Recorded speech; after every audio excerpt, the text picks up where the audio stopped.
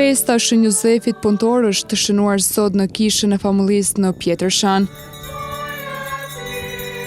Në një atmosferë festive mes lutjesh, u nderua mbrojtësi i punëtorëve dhe shembulli i përvojtërisë, biznikrisë dhe punës së ndershme Shën Jozefi. Në kremtim të meshës, të pranishëm ishin besimtarë të shumt, ndërkaq mesha u udhëhoq nga Imzot Do Gjergji, i peshkvi i dioqezës Prizren Prishtinë, bashkë me Imzot Luigi Bianco, nunci apostolik delegati i Vatikanit për Kosovë. Vllazër dhe motra, miqë dhe shamirë, kam nderin që sot të kremtoj këtë mesh me ju e me të dërguarin e Papës Leonit 14 për Kosovën, që është kënaqësia e tij Luigi Bianco. Tutje Imzot Luigi Bianco tregoi kuptimin e festës së Shën Jozefit Punëtor.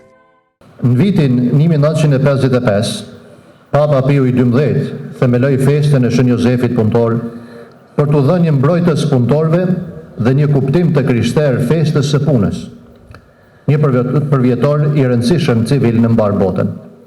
Ndërsa liturgjia kremton si solemnitet me 19 mars Shën Jozefin si fatin e selumës Virgjës Mari.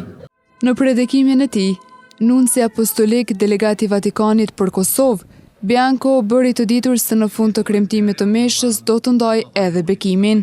Në fund të meshës do t'u ndaj edhe bekimin apostolik për të fituar edhe ju si besimtar ndjesën e plot të mëkateve. Dhe ndjesa e plot e mëkateve fitohet duke i pas parasysh dhe duke i plotësu 3 kushte: rrëfimin këto 2 javë e fundit, pjesëmarrja në kungimin e shenjtë gjatë kësaj meshe, edhe lutja për qëllimin e Papës. Kjo festë është ritual i përveçshëm i besimtarëve të krishterë, duke i dhënë kuptim të krishterë një maje të ditës së punëtorëve.